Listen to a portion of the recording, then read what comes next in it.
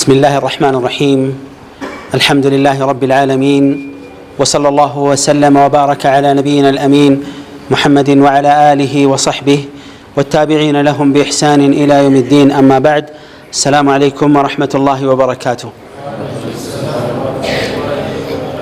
كل ما سقدمي بمجمع الله سبحانه وتعالى يهينا አይነት ከናንተ ጋር እንገናኝና ምንታወስበትን መድረክ ስላመቻቸልን እጥፍ ድርብ ምስጋና ላቀርብለት ወዳለሁ አልহামዱሊላሂ ረቢል ዓለሚን በመቀጠልም ይህን የመሰለ ጥሩ ፕሮግራም قال الله قال رسول الله صلى الله عليه وسلم የሚለውን እንድንታወስ እድሉን ላመቻቸልን ለመስጂዱ ኮሚቴው ለአካባቢ ሙስሊሞችም እንደዚሁ ለመስጂዱም ኢማሞችና ኃላፊዎች ሁሉ جزاكم الله خيرا እንላለን نعم መስጂድን ኢማራ የምናደርግበት መስጂድ ከሚያምርበትና ከሚሸበርቅበት ነገር አንዱ ከጀማዓ ሶላት ባሻገርና በተጨማሪ የአላህ Subhanahu Wa Ta'ala እና የመልእክተኛው ሰለላሁ ዐለይሂ ወሰለም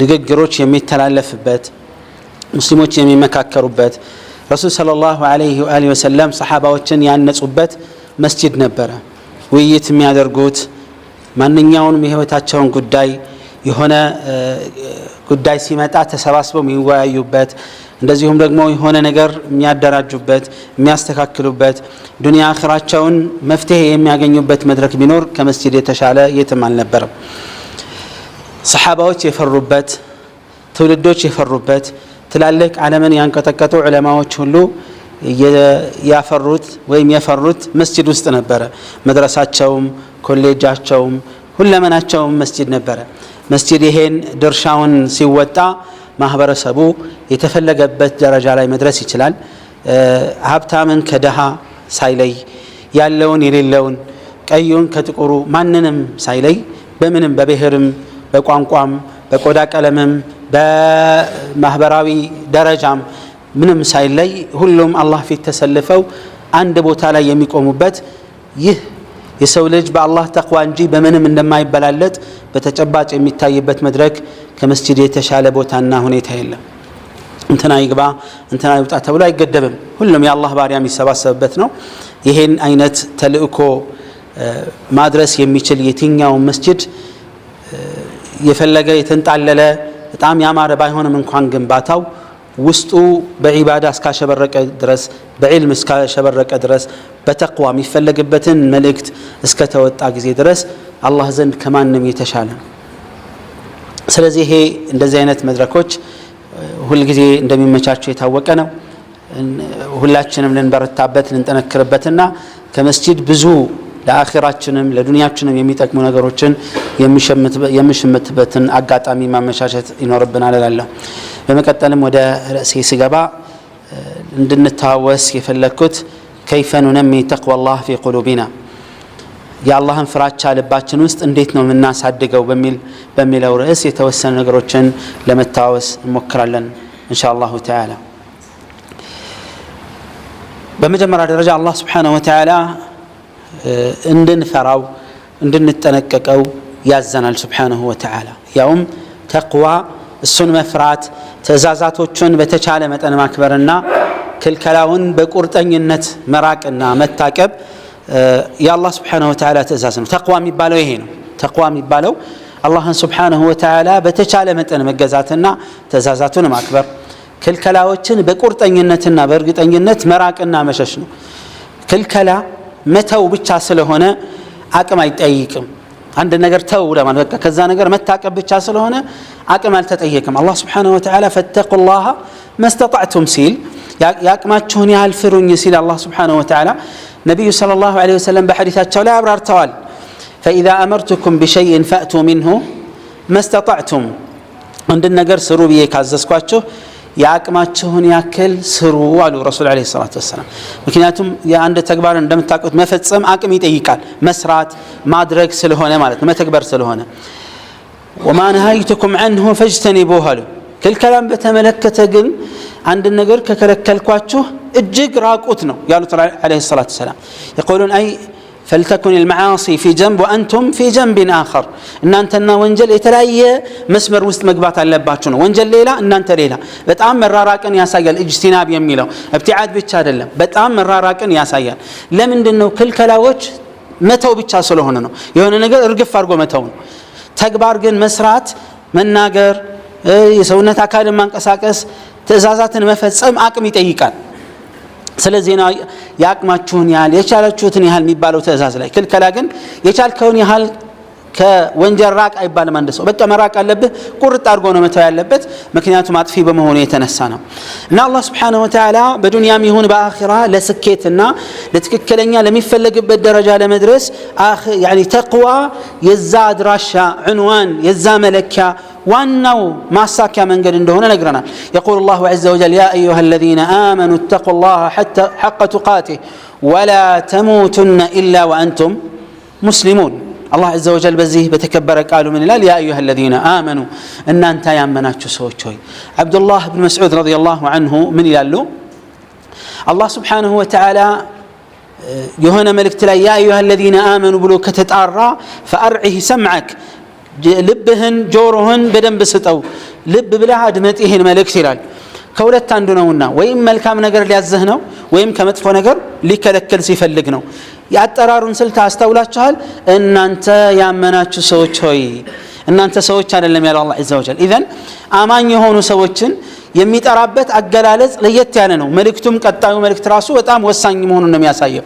አንድ ሰው ልጁን ልጄ ሆይ ሲለውና አንተ ልጅ ይሻልሃል እናንተ ሰዎች ምናምን ሲል ይለያያል የቃሉ አጠቃቀምና አገባብ ራሱ ወደ ራሱ ሲያስጠጋ በመልካም አገላለጽና አጠራር ሲጠራቸው የሚፈልገው በጣም አንገብጋቢ ነገር መሆኑን ያሳያል በሌላውም በኩል ቢሆን ማለት ነው ያ ايها الذين امنوا اتقوا الله اللهን ፍሩ አለ ምን አይነት ፍራቻ حق تقاته ተገቢ የሆነውን ፍራቻ ተፈላጊ የሆነውን ፍራቻ ፍሩት ولا تموتن الا وانتم مسلمون ሙስሊሞች ካልሆናችሁ በቀር እንዳትሞቱ ይላል አላህ Azza wa Jalla በእጃችን እኮ አይደለም ሙስሊም ሆኖ መሞት ካፊር ሆኖ መሞት አይደለም በአላህ Azza wa Jalla ነው ግን ምንድነው የተፈለገው መስመሩን ሳትለቅ በዛ ላይ እስከ መጨረሻው ጽና ሞት በድንገት አይደለም የሚመጣው መቼ እንደሚመጣ እንዴት እንደሚመጣ አይታወቅም አይደል ስለዚህ ሙስሊም ሆኖ መሞት ማለት በየትኛውም አጋጣሚና ሁኔታ ሙስሊም ከመሆን ውጪ እንዳታስብ በሁለመና የህይወትህ ክፍል ሆይ የሰው ልጅ በዛ መስመር ላይ ተጓዝ ቀጥ ብለህ ስትሄድ ሙስሊም ሆነህ ስትሄድ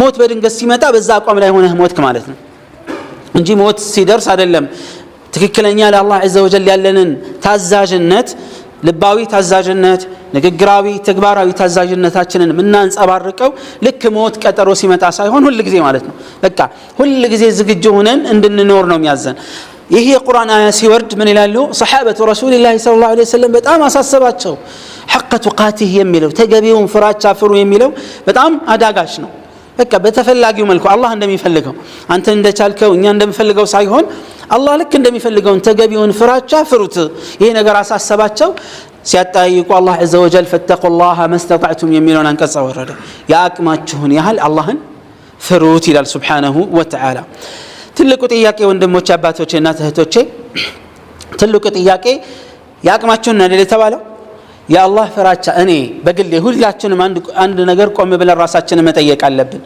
አላህን የአቅሜን ያክል ፈርቻለሁ እንዴ ነው ከአቅም በላይ አይደለም ምን ችለውን ያክል ትእዛዛቶችን አክብረናል ያቅማችን የፈቀደውን እስከ ጥግ ድረስ ማለት ነው የሱን መመሪያ አክብረናል ከልከላዎችን አቅማችን እስኪፈቅድ እስከ ጥግ ድረስ ለመታቀብና ከዛ ነገር ራሳችንን ለመሰብሰብ በቅተናል አልበቃንም ችሎታው አለኝ የለኝም ነኝ አይደለሁም የሚለውን ነገር ቆም ብለን መመርመር እንዳለብን ያሳየናል وقال الله عز وجل ومن يطع الله ورسوله ويخشى الله ويتقه فأولئك هم الفائزون الله عز وجل من ይላል አላህና መልእክተኛውን የታዘዘ አላህን ጠንቅቆ የፈራ አውቆ የፈራና ጥንቃቄ ያደረገ በመመሪያው ላይ እነሱ ለስኬት የበቁት በርግጥ እነሱ ናቸው ይላል አላህ Subhanahu Wa Ta'ala ተቅዋ ትልቅ ነገር ስለሆነ ይሄን ባህር የተላበሱትን ሰዎች አላህ Subhanahu Wa Ta'ala ከነሱ ጋር እንዳለ አብሮነቱን ገልጿል Subhanahu Wa Ta'ala በአካሉ አይደለም አብሮነቱ እንደምታውቁት አላህ Azza wa Jalla ከዓርሽ በላይ ነው Subhanahu Wa Ta'ala ከዓርሽ በላይነቱ ከሱልቅና ሐያልነት ማንነት ጋር የሚሄድ ነው Subhanahu Wa Ta'ala ከማንም ፍጡር ጋር አይመሳሰልም በቁርአን ላይ እንዳስቀመጠው ليس كمثله شيء وهو السميع البصير ስለ አላህ ስሞችና ባህሪያቶች እግረ መንገዳችንን ስናረጋግጥና ስናጸድቅ ከየትኛውም ፍጥረታት ጋር ማመሳሰል የለብንም በፍጹም አይምሮአችን ላይ ወል ማለት ዝር ማለት የለበትም ጭራሽ ምክንያቱም የአላህ عز وجل ስሞችና ባህሪያቶቹ ከራሱ ልቅናና ማንነት ጋር የተያያዘ ነው ከፍጥር ጋር በምንም አይገናኝም ለዚህ ነው ቀድሞ ስለሱ ባህሪ ሲያወራ ليس كمثله شيء እሱን የሚመስል የለም ማለት خلاص ወደዚህ ሐሳብ አይምሮአችን እንዳይሄድ ልቦናችን ወደዛ እንዳይዞር ቀድሞውኑ መንገዱን ዘግቷል Subhanahu Wa Ta'ala በቃ እኔን የሚመስል የለም ሰሚና ግን ተመልካች ነኝ አለ Subhanahu Wa Ta'ala ስለዚህ ከዛ በኋላ ሰሚነቱና ተመልካችነቱ እንደ ፍጡር ነው ልንል አንችልም ማለት ነው በቃ ምክንያቱም በሩን ከመጀመሪያው ዘግቷል Subhanahu Wa Ta'ala ምክንያቱም እኛም በሰው ደረጃ አንተ የሰው ልጅ ሆይ መስሚያና መመልከቻ እንደ እንስሳ ነው እንደ ጉንዳን ነው ቢባል ደስ ይለናል አይደለም እኛም ፍጡር እሱም ፍጡር ነው ለምንድን ነው ደስ ማይለን በቃ ስለማይገናኝ ልዩነት ስላለን ነው አንተ አቅልህ እንደ እንስሳ ነው ቢባል አንድ ሰው ምንድነው የሚያስበው የሚሰማው ስሜት በቃ መመሳሰል የሌለበት አይመሳሰልም ይመሳሰላል ፈጣሪና ፍጡር በምንም ተአምር በምንም መልኩ አይመሳሰልም ምክንያቱም ፈጣሪ ነውና ፍጡር ነውና በቃ የሚገናኙበት ምንም መስመር የለም ስለዚህ አላህ Subhanahu Wa Ta'ala እሱን ከሚፈሩትና በጎ መልካም ከሚሰሩት ጋር አብሮነቱን ይገልጻል Subhanahu Wa Ta'ala አብሮነቱ በምንድነው ከተባለ በአካሉ ሳይሆን Subhanahu Wa Ta'ala በእውቀቱና በእርዳታው ከኛ ጋር ነው ከማን ጋር ግን ለየት ባለ መልኩ እሱን ከሚፈሩትና መልካም በጎ ከሚሰሩት ጋር እንደሆነ ይናገራል ኢነላሃ መዐል ለዚነ ተቀው ወለዚነ ሁም ሙሕሲኑን አላህን ከሚፈሩትና ስራቸውን አሳማሪ ከሆኑ ሰዎች ጋር ነው ይላል አላህ Subhanahu Wa Ta'ala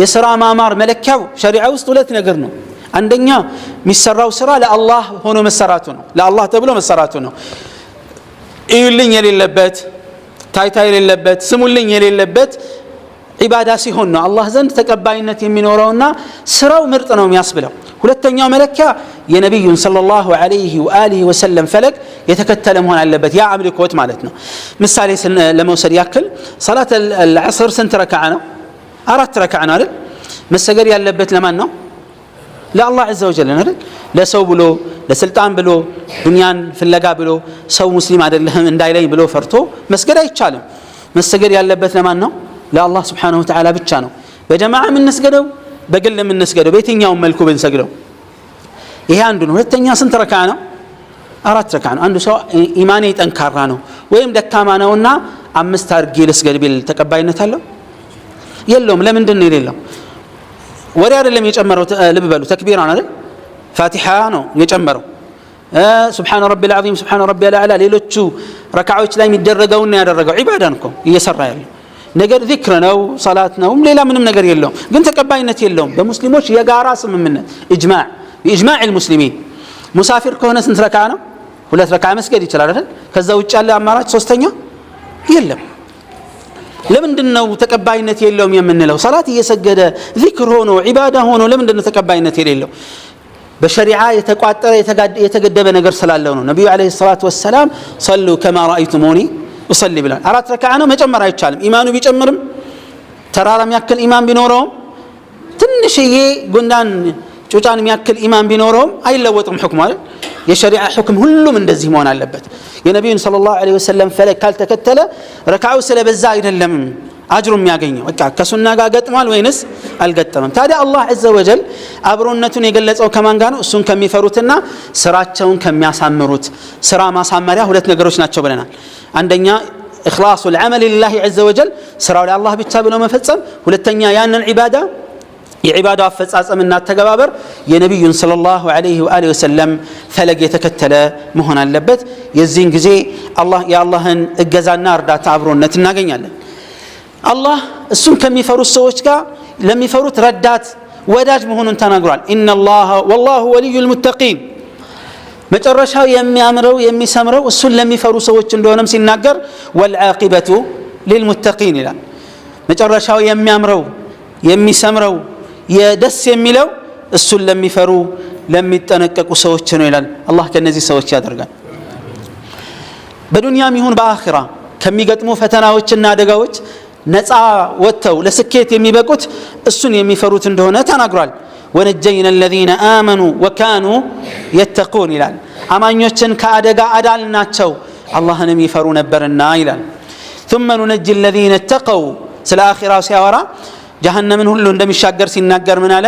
ወይም እሳት ውስጥ ገብቶ ሰው እንደሚያልፍ ሲናገር ምን አለ? ثم ننجي الذين اتقوا አላህን عز وجل የሚፈሩ ሰዎችን ከጀሃነም የእሳት አደጋ የውም القيامة እናድናቸዋለን ይላል። وقال إن للمتقين مفازا አላህን ለሚፈሩ ሰዎች ታላቅ ስኬት አለላቸው ይላል። አላህ ከነዛ ያድርገን።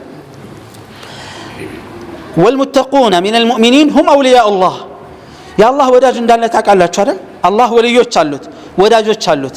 ልክ የሸይጣን ወዳጆች እንዳሉት ሁሉ የአላህ ወዳጆች አሉ። የአላህ ወዳጆች መለኪያቸው ቁርአን ላይ መስፈርቱ ተቀምጧል።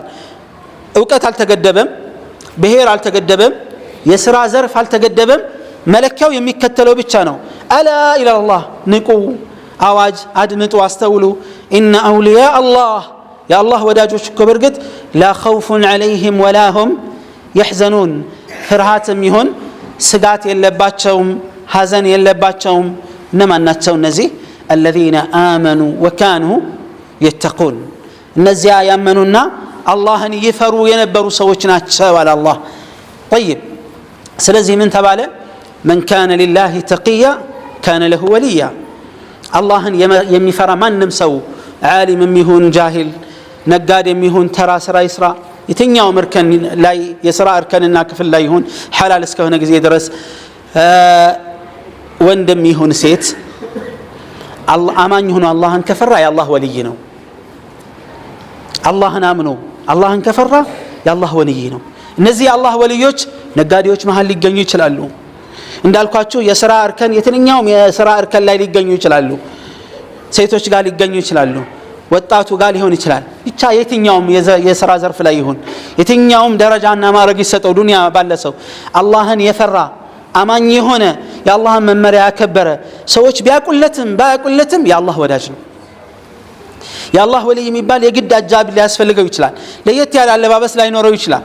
ግልጽ ነው። ነገር ግን የአላህን መመሪያ ጠብቆ ከሄደ ሙእሚንና ሙተቂ ከሆነ አላህ ራሱ ወዳጁን የሚመርጠው እሱ አይደል? እገሌ እኮ ነው ወዳጄ ብሎ የሚለካው እሱ አይደል? እኛ አይደለን የምንለካው። መቼም የአላህን ወዳጅ አላህ ነው ሊነግረን የሚችለው። ነቢዩ ዓለይሂ ሰላቱ ወሰላም ናቸው አይደል ሊነግሩን የሚችሉት። ስለዚህ አላህ ምን አለ? የኔ ወዳጆች ማለት አለዚነ አመኑ ወካኑ የተቁን ያመኑና ትእዛዛቴን በትክክል በማክበር ጠንቃቃዎቹ ናቸው አለ። የትኛውም እርከን ላይ እንሁን ብያቸዋለሁ። አማኞችና አላህን ፈሪዎች ከሆንን የአላህ ወዳጆች ነን። አማኝና የአላህ ወዳጅ የአላህን ፈሪ ካልሆነ ማንም ቢሆን የሸይጣን ወልይ ሊሆን ይችላል እንጂ የአላህ ወልይ አይሆንም። ሌላው ተቅዋ ቅድም እንዳልኳችሁ የአላህን ትእዛዛት እንዲሁም የነቢዩን ዓለይሂ ሰላቱ ወሰላም ትእዛዛት በተቻለ አቅም መተግበርና ክልከላዎቻቸውን በቁርጠኝነት መተው ነው።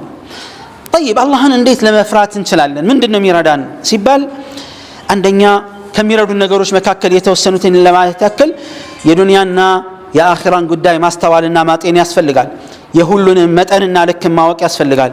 فإن هذه المعرفة አንድ ሰው የዱንያን ልክና ምንነት ካወቀ የአኺራን ልክና ምንነት ከተረዳ እድለኛ እንዲሆን ያደርገዋል። ዱንያን ለአኺራው እንዲጠቀም ያደርጋል። ዱንያው አኺራውን እንዳያጠፋበት ይጠነቀቃል። ውጤቱ ምን ይሆናል? ከጀሃነም ተጠብቆ ጀነት የሚገባ ይሆናል።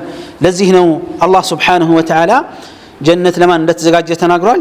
ኡዒደት ሊልሙተቂን አላህን ለሚፈሩ ለጠንቃቃዎቹ ነው የተዘጋጀችው ጀነት ይላል።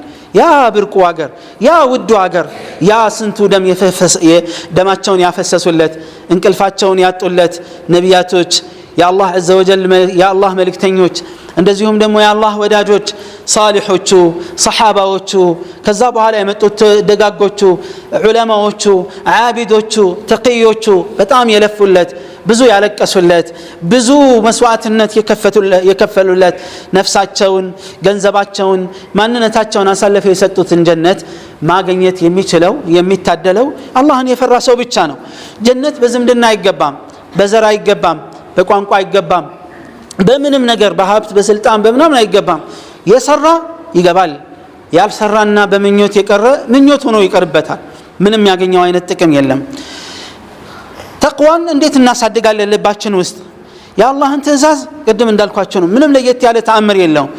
ዲናችንን መማር የተማርነውን ነገር በአግባቡ መረዳትና ማመን ከዛ ወደ ተግባር ከቀየርን ተቅዋን ማሳደግ ችለናል ልባችን ውስጥ ማለት ነው።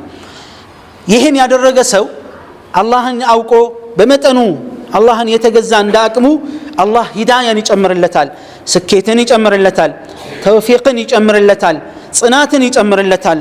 አላህ ስብሓነሁ ወተዓላ እንዳለው ወለዚነ እህተደው ዛደሁም ሁደን ወአታሁም ተቅዋሁም እነዛ መልካምን መንገድ የጀመሩትን ሰዎች የተቃኑት ሰዎች አላህ ቅናቻን ጨመራቸው ይላል፣ ጽናትን ጨመረላቸው። ወአታሁም ተቅዋሁም ጥንቃቄያቸውን የአላህን ፍራቻንም ሰጣቸው ይላል።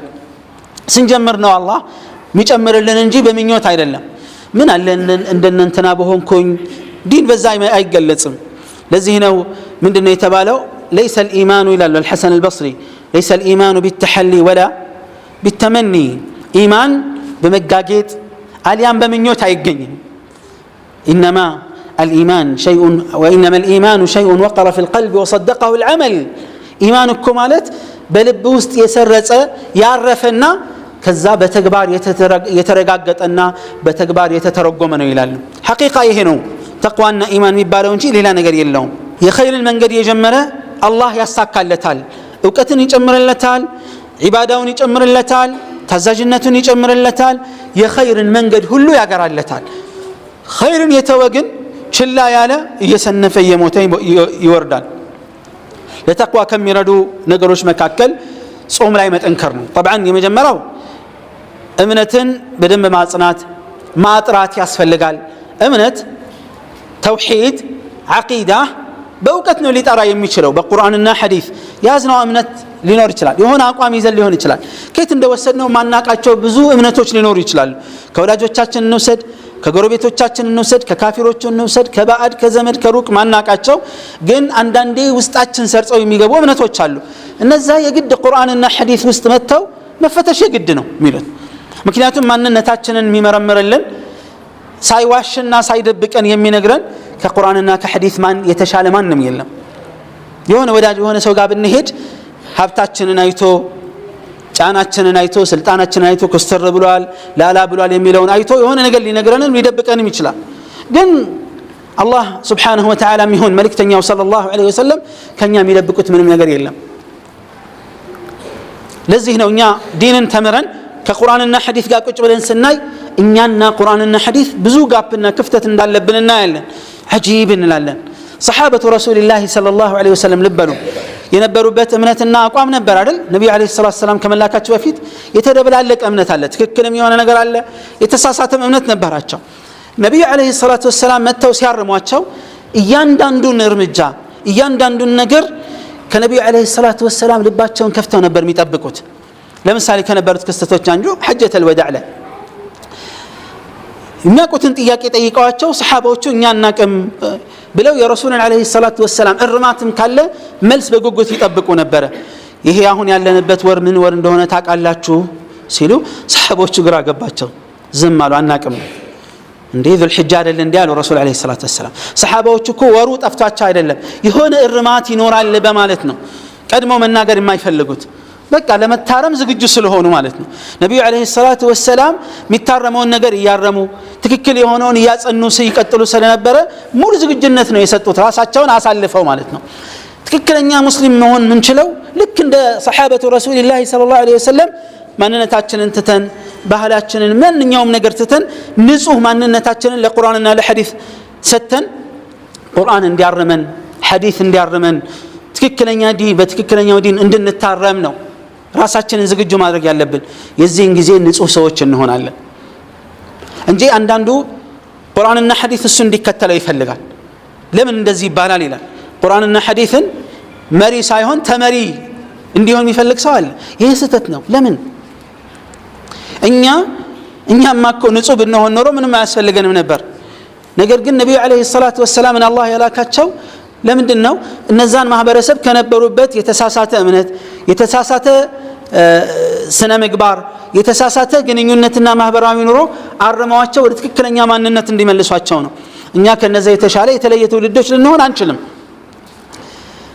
ሁላችንም እኮ ቁመን ራሳችንን ብንገመግም እንደ ባህሪ ደረጃ ከትክክለኛ ትክክለኛ ሚዛን ጋር ስናስቀምጥ ሁላችንም የምናውቀው ነገር አለ አይደል? የባህሪ ጉድለት እንዳለብን ይሄ ባህሪ ልክ አይደለም ከራሳችን ጋር ቆመን ስናወራ ይሄ እንደዚህ አይነት ባህሪ ያለብኝ ልክ አይደለም እንላለን። በትክክለኛ አቅል ስንመዘነው ማለት ነው።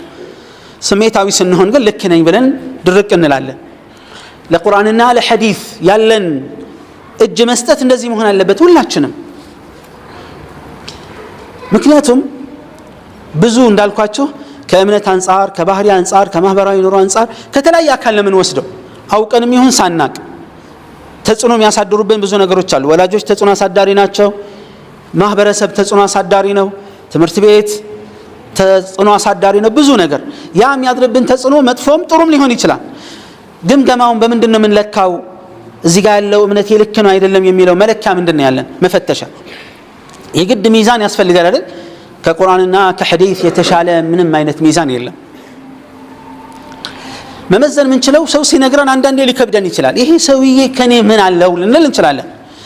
ዲንን ከተማርን ግን ሐቅን ካወቅን ግን ራሳችንን ማንነታችንን በቁርአንና ሐዲስ ሚዛን ውስጥ ስንገመግም ስተትና ችግራችን የቱ ጋር እንደሆነ እናውቀዋለን፣ እናርመዋለን። ምንም ጭቅጭቅ ሳይኖር ማለት ነው፣ ምንም ሳንነታረክ። ካላወቅን ግን ችግር ውስጥ እንገባለን። ሁሉ ጊዜ የሚመራን ሰው ያስፈልገናል። እንደዚህ አይደለም የተደነገገልን ዲን እኮ ቁርአንና ሐዲስ የመጣው እኛን እንዲቀይረን ማንነታችን እንዲለውጥ ነው። ግን እንዴት ነው ማንነታችን የሚለውጠው? ስንማረው ብቻ ነው። ኢነመ العلم بالتعلم ይላል ረሱል አለይሂ ሰላቱ ወሰላም። እውቀት የሚገኘው በመማር ብቻ ነው። ሌላ ምንም ስልት የለው፣ ምንም ብልሃትና መንገድ የለው። ቁጭ ብሎ በመማር ብቻ ነው። ዒልምን ዲንን መማር ደረጃ አለው። የዲን ዒልምን ለመማር አንድ ሰው የሆነ መንገድ ከጀመረ የጀነት ጥርጊያ መንገድን ጀምሯል ማለት ነው። ሀ ብሎ ጀምሯል። አላህ ሀገር አለታል። እድሜ አይገድበውም። የሸሪዓ ዒልም ቢዚ ነኝ፣ በጣም ውጥረት አለብኝ። የቱ ነው ለኛ ቋሚ የሚፈለገው? ዓለም እኮ አኺራ ነው። ዛሬ የተወጣጠርንበት ዱንያ ሞት ሲመጣ ሁሉ ነገር ያልቃል አያልቅም? ውጥረት እስኪረግብ ድረስ ቆይ እጠብቅሃለሁ ይለናል ሞት? አይልም። ተወጠርንም አልተወጠርንም ዱንያ ናት፣ ታልፋለች። አኺራ ግን መጪ ነው፣ ምንም አይቀርም። ውጥረት ውስጥ ብንገባም በንገባም ብንጨነቅም ባንጨነቅም አይቀርም አኺራ። ዱንያም ጠፊ ናት። ታዲያ በጠፊው ዓለም ተወጥረን ቋሚና ዘላለማዊ ዓለም ማጣት አይከብድምን? ነፍሳችንን ቆም ብለን እንጠይቃት። ለየትኛው ሀገር ነው እየሰራሽ ያለሽ? ጥለሽው ለምትሄጂው ማትፈልጊው ወራሽ ለሚወርስሽ ነው ወይስ ቋሚ ለሆነ አገር ነው? تلك الدار الآخرة إلى الله آخران ودنا አገር እኮ አላህ عز وجل በጣም ለሚወዳቸው ነብዩ አለይሂ ሰላቱ ወሰለም የመረጠላቸው የትኛው ነው? አኺራ ነው። ወለልአኺረቱ ኸይሩን ለከ ሚነል ኡላ ከመጀመሪያው ዓለም ይልቅ የመጨረሻው ዓለም ላንተ የተሻለ ነው ይላቸዋል አላህ عز وجل። ለተወዳጁ ነብዩ አለይሂ ሰላቱ ወሰለም አላህ ያንን ከመረጠላቸው ለኛም ሚን ባቢ አውላ ነው ማለት ነው። ተቅዋን ከሚያመጡ ሌሎች ነገሮች መካከል አንዱ ጾም ነው። ዋጅብም ሱናውን ጾም ስንጾም ተቅዋችን እንዲጎለብት ያደርግልናል። ያ አዩሃ الذين آمنوا كتب عليكم الصيام كما كتب على الذين من قبلكم لعلكم تتقون إلى الله سبحانه وتعالى። ለዚህ ነው ረሱል አለይሂ ሰላቱ ወሰላም ጾምን አደራ ብለው ያዘዙት፣ እሱን የሚመጥነውም የለም እስከ ማለት የደረሱት። في حديث أبي أمامة رضي الله عنه من قالوا እንዲህ ብለው ረሱል ሰለላሁ ዐለይሂ ወሰለም ጠየቋቸው አሉ። ሙርኒ ቢዐመሊን የሆነ ነገር እዘዙኝ እስቲ አንድን ተግባር ብዬ አልኳቸው ይላሉ አቢ ኡማማ። عليك بالصوم فإنه لا عدل له ጾምን አደራህን ብለው አሉኝ። ጾምን አደራህን እሱን የሚያክለው ምንም ነገር የለም። قلت يا رسول الله مرني بعمل አሁንም ደገሙ የሆነን ስራ ምሰራውን ለየት ያለ ነገር እዘዙኝ ብለው ሲሏቸው የአላህ መልእክተኛ አለይሂ ሰላቱ ሰላም ምን አሉ? عليك بالصوم فإنه لا عدل له ጾምን አደራህን የሚስተካከለውና የሚወዳደረው ነገር የለም አሉ። ሌላው ተቅዋን ማጎልበት የምንችልበት መንገድ ሌላው ምንድነው? አላህን የሚፈሩ ሰዎችን ባህሪ መላበስ ነው፣ ሆኖ መገኘት ነው። ሌላ ምንም ትርጉም የለው ብያችኋለሁ። ምኞት ዋጋ የለው። ምኞት ዝም ብሎ እንትና ነበሩ እንትን ስለሆነ ነው ለምን አትሰግድም ነገር እየሰገዳል እነሱማ ተርፍ ጊዜ ያላቸው እነሱማ ታደለው ምናምን አንተ ያልታደልክበት ምክንያት ምንድነው? ማን ከለከለህ ያንን እድል? አንዳንዴ ራሳችንን የምናታልልበት ነገር አለ። እንዳልኳችሁ የሆነ ነገር ሲነገር ሐዲስ እሳቸውማ ነብዩ አለይሂ ሰላቱ ሰላም ስለሆነ የአላህ መልእክተኛ ስለሆነ ነው፣ ስለ ሰሃባ ሲናገር ሰሃባዎች ስለሆነ ነው። እኛስ ምንድነው? እኛስ ኸይረኞች መሆን አንችልም? አዎ መልእክተኛ መሆን አንችልም፣ የታወቀ ነው። ከነብዩ አለይሂ ሰላቱ ሰላም በኋላ ሌላ ነብይ የለም። ሰሐቢይም ደረጃ መድረስ አንችልም፣ ሰሐቢ ያለፈ ማረግ ነው አይደል? ግን አላህን ፈሪ መሆን ያቅተናል? ሳሊህ መሆን ያቅተናል? ሙህሲን መሆን ያቅተናል? ያቅተንም። ራሳችንን ካልገደልን ካላሰልንፍን በስተቀር ለፍተው ተግተው ነው እዛ የደረሱት። አንተ አይሳካልህም የተባለ ሰው የለም መቼም ራሳችንን ካልገደልን በስተቀር። ዒባደላህ ራሳችንን ትልቅ ደረጃ እንስጠው። ከምን አንጻር ትልቅ ደረጃ እንስጠው ማለት መድረስ እችላለሁ መሆን አለብኝ ብለን ከፍ እናድርግ ራሳችንን። አልችልም ብለን አንግደለው ራሳችንን። አንዳንድ ሰዎች ታውቃላችሁ የሆኑ ሰዎችን ሲማጸኑ ታገኛለች። ለምንድን ነው? እነሱ የአላህ ወዳጅ ናቸው፣ ዱዓቸው ሙስተጃብ ነው። ያንተና የኔ ዱዓ ሙስተጃብ እንዳይሆን የከለከለው ነገር ምንድን ነው? አላህ አንተን አልቀበልም እነሱን ብቻ ነው የሚቀበለው ብሎ አረጋግጧል? አላለም። የሸሪዓን መንገድ ከጠበቅን ዱዓችን ተቀባይነት ማያገኝበት ምክንያት አይኖርም። ዱዓ ተቀባይነት እንዳይኖረው የሚያግድ ነገር ካለ እሱን ካስወገድን በሸሪዓ ሚዛንና ሸሪዓው ባዘዘው መልኩ ካስወገድን ለምን አይቀበልንም አላህ Subhanahu Wa Ta'ala? አላህ እኮ ለማንም አያዳላም Subhanahu Wa Ta'ala። ሁላችንም የሱ ባሪያዎች አይደለን? ሁላችንም የሱ ፍጥሮች አይደለን? አያዳላም Subhanahu Wa Ta'ala። وما يظلم ربك أحد ولا يظلم ربك أحدا። ጌታህ ማንንም አይበድልም ነው የሚለው Subhanahu Wa Ta'ala። طيب የአላህን ፍራቻ ልባችን ላይ ለማጎልበት ሌላ መንገድ ምንድነው ብለናል? አላህን የሚፈሩ ሰዎችን ባህሪ መላበስ ነው። እነማን ናቸው አላህን የሚፈሩ ሰዎች? ባህሪያቸው ምንድነው? ቁርአንና ሐዲስ ውስጥ አለ። እነዛን አይተን መላበስ ነው። ለምሳሌ አላህ ምን አለ? ليس البر أن تولوا وجوهكم قبل المشرق والمغرب ولكن البر የመልካም ስራ ጀነት ለማስገባት ብቁ የሆነው መልካም ስራ ወደ ምስራቁና ምዕራቡ አቅጣጫ መዞሩ ሳይሆን ነገር ግን ትክክለኛ መልካም ስራ የሚባለው የማን ነው? ቢሩ መን አመነ ቢላህ በአላህ ያመነ በመጨረሻው ቀን ያመነ በመላእክቶች በመጽሐፍቶች በነቢያቶችና وآت المال على حبه ذوي القربى واليتامى والمساكين وابن السبيل وفي الرقاب وأقام الصلاة صلاة يسجد زكاة يسد قالوچون يطبقوا والصابرون في البأساء والضراء بدلوتنا بچግር ጊዜ የሚታገሱ ሰዎች وحين البأس أولئك الذين صدقوا وأولئك هم المتقون إلى الله سبحانه وتعالى። ብዙ የቁርአን አንቀጾች ላይ የአማኞችን ባህሪ የእሱን የሚፈሩ ሰዎችን ባህሪ ይናገራል። ያንን ባህሪ አውቆ መላበስ ነው። ሌላ ምንም አያስፈልግም። የዚህን ጊዜ ተቅዋ ልባችን ውስጥ ይጎለብታል፣ ሰውነታችን ላይ ይንጸባረቃል፣ አላህ ዘንድ ይመዘገባል፣ መላእክቶች ያሰፍሩታል። ነገ የውመል ቂያማ የተሻለና ያማረ ውጤት ማግኘት እንችላለን። ሌላው አላህን ለመፍራት ከሚረዱ ነገሮች መካከል التمسك بهدي النبي صلى الله عليه وسلم والابتعاد عن البدع المحدثة في الدين. يا نبينا عليه الصلاة والسلام سنة أوقو تنكقو أتنكرو عبرتتو ما يازنا بتككل سنة سنة لزيقا يتفلقوا واجب يالهون مالت سايهون. يا نبينا عليه الصلاة والسلام فلق بأمنة لا ينبراتشون أقوام بأملكوت لا ينبراتشون أقوام بمهبراوي نورو لا ينبراتشون معننت سنة مقباراتشون يهن هلو أطبقن أسامرن ما ياز يسفلقا በተቃራኒው ዲን ውስጥ ሊፈጠሩ ከሚችሉ ሰዎች ከፈጠሯቸው ወይም ወደፊትም ሊፈጠሩ ወይም ከተፈጠሩ ፈጠራዎችና መጤ ትክክለኛ ካልሆኑ እምነቶች አመለካከቶችና ተግባራዊ ቢድዓዎች ራስን ማራቅ ነው። ይሄ ለተቅዋ ይጠቅመናል። ለዚህ ማስረጃ አላህ ምን ይላል? وأن هذا صراطي مستقيما فاتبعوه ይሄኔ ቀጥተኛው መንገድ ነው ተከተሉት በላቸው ይላል አላህ። ولا تتبعوا السبل ሌሎችን መንገዶች እንዳትከተሉ فتفرق بكم عن سبيله كالله መንገድ ይለያችኋል ይላል። ذلكم وصاكم به لعلكم تتقون الله عز وجل ይሄን አደራ ይላችኋል እሱን ትፈሩ ዘንድ ይላል። إذن ተቅዋ ለማግኘት ቀጥተኛውን የነብዩን አለይሂ ሰላቱ ወሰለም ፈለግ አጥብቆ መያዝና ነብዩ አለይሂ ሰላቱ ወሰለምና ሰሃባዎች የነበሩበትን ፈለግ አጥብቆ መያዝና ከዛ በኋላ በእምነት ላይ በዲን ላይ የመጡ አዲስ ፈጠራዎችን እርግፍ አድርጎ መተው ለተቅዋ ከሚረዱ ነገሮች መካከል ነው። ሌላው ለተቅዋ ከሚረዱ ነገሮች መካከል ሐራምን ክልከል በሸሪዓ የተከለከሉ ነገሮችን መራቅ ነው። قال الله عز وجل تلك حدود الله فلا تقربوها كذلك يبين الله آياته للناس لعلهم يتقون لتقوى እንደሚረዳ የአላህ ገደብና ክልከላዎች አሉ ድንበሮች አሉ እንዳታልፉ ይላል አላህ ወሰኖቹን ጠብቁ حرام የሆኑ ነገሮች የአላህ ወሰኖች ናቸው እነዛን እንዳትዳፈሩ ተቅዋ ታገኙ ዘንድ ይላል ተቅዋን ከምናገኝበት ሌላው ነገር ምንድነው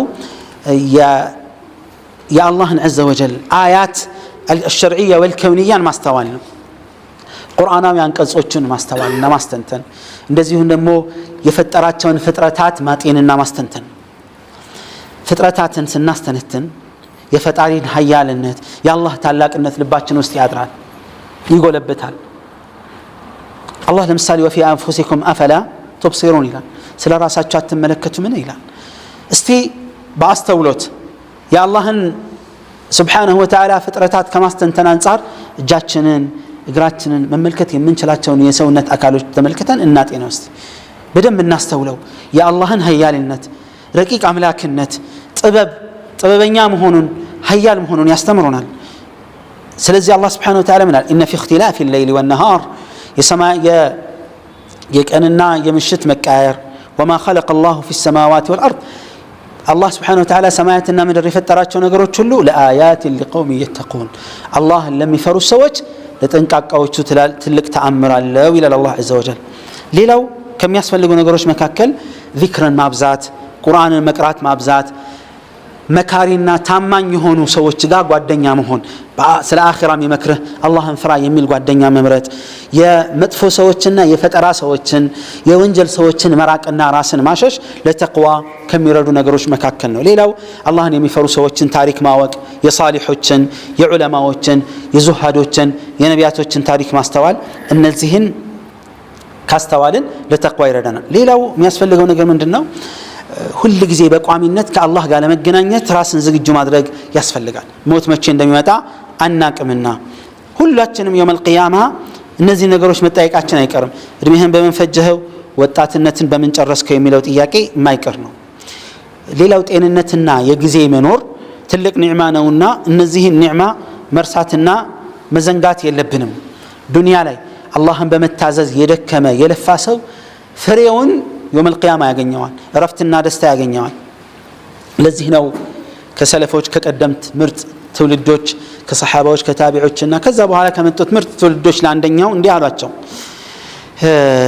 አላህን በመገዛት ላይ በጣም ሲለፉ አዩአቸውና ሰዎች ምን አሏቸው እባክህን ነፍስህን ትንሽ ረፍት ስጣት አሏቸው فقال راحتها اريد እኔ አሁን መለፋው ነፍሴን ለማሳረፍ ስለምፈልግ ነው ዛሬ አላህን በመገዛት ማፈጋት ነፍሴን ማጨናንቃት ለምንድነው በኋላ ረፍት እንድታገኝ ብዬ ነው ዛሬ ዝም ብዬ ረፍት ካበዛሁባት ነገ የጭንቁለት አይጠቅማትም የጭንቁለት ጉዳት ይሆንባታል ረፍቷን ታጣለች ለዚህ ነው ኢማም አህመድ ረሂመሁላህ ተጠየቁ መተራሃ አንድ ሰው ረፍት የሚያገኘው መቼ ነው አረፍኩኝ ብሎ ዘና አረፍ ማለት የሚችለው ሲባል እግሩን የመጀመሪያ መጫማውን ወይ እግሩን ጀነት ላይ ሲያሳርፍ ነው ትክክለኛ ረፍት ያለው የዛ ነው ዱንያ ደስታችን በሐዘን የተበረዘ ነው ማይቀር ነው ጤናችን በበሽታ የታጀበ ነው ማግኘት ከማጣት ጋር የተያያዘ ነው ማልቀስ መሳቅ ከማልቀስ ጋር የተያያዘ ነው ማይቀር እነዚህ ነገሮች ተቀላቅለው ይቀጥላሉ ለማንም ማይቀር ነውና ማለት ነው ከዛ በኋላ ዱንያ መሰናበት ነው ንጹህ ህይወት መኖር የሚቻለው ጀነት ነው ግን የዛሬን ችግር ተቋቁመን የዛሬን ፈተና አልፈን ካልሆነ በስተቀር ዋጋ የለውም የዱንያ ፈተና አለ ከውጭ የሚመጣ ፈተና የሰው ሸይጣን ፈተና አለ የጅን ሸይጣን ፈተና አለ የውስጥ ደግሞ የነፍስያ ፈተና አለ ውትወታ አለ ያንን ሁሉ አሸንፎ ያንን ሁሉ ይዞ ተቆጣጥሮ መሄድ የቻለ ሰው ነው የታደለ የሚሆነው ስለዚህ ማንኛውም እርካታ እረፍት ተብሎ የሚታሰብ ነገር በወንጀል ከሆነ መጨረሻው ቁጭትና ጸጸት ነው የሚያስከትለው አላህን በመፍራት ላይ የተመሰረተ ከሆነ ግን ደስታና እረፍትን እንድናገኝ ያደርገናል አላህ Subhanahu Wa Ta'ala በሰማነው የምንሰራ ያድርገን ያየነውን ሐቅ የምንከተል ያድርገን اللهم ربنا آتنا في الدنيا حسنة وفي الآخرة حسنة وقنا عذاب النار. اللهم آت نفوسنا تقواها وزكها أنت خير من زكاها أنت وليها ومولاها برحمتك يا أرحم الراحمين. سبحان ربك رب العزة عما يصفون وسلام على المرسلين والحمد لله رب العالمين والسلام عليكم ورحمة الله وبركاته.